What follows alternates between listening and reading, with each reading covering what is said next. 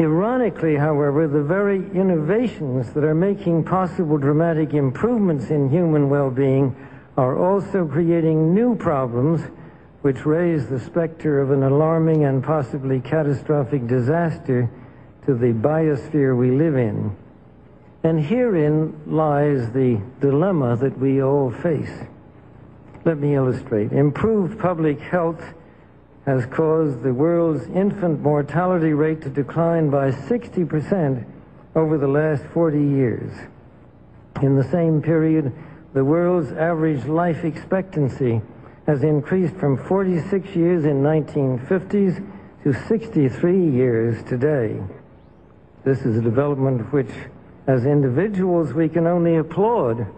However, the result of these positive measures is a world population that has risen during the same short period of time geometrically to almost 6 billion people and could easily exceed 8 billion by the year 2020.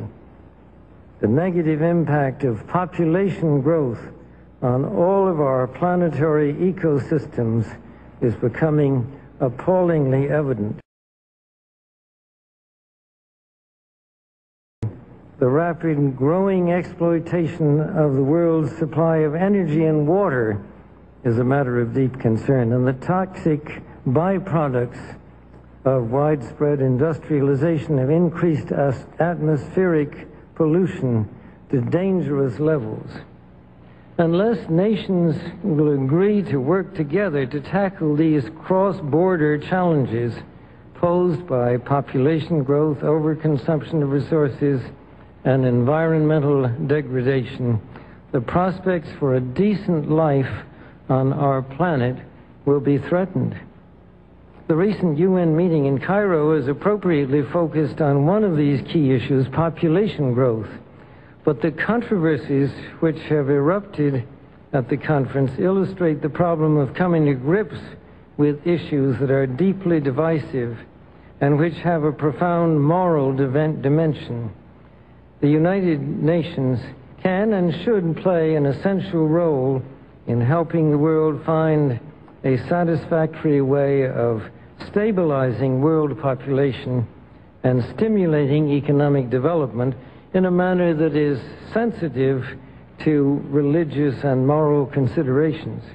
Economic growth is, of course, an inevitable corollary of a growing population and is essential to improve standards of living. But without careful coordination, unrestrained economic growth poses further threats to our environment.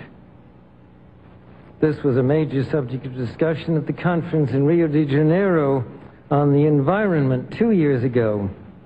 The focus then was on sustainable growth and global development. It was pointed out at the conference that growth is most efficiently managed by the private sector, but regulation of the process by national governments and international bodies is also needed. And once again, the United Nations should certainly be among the catalysts and coordinators of this process.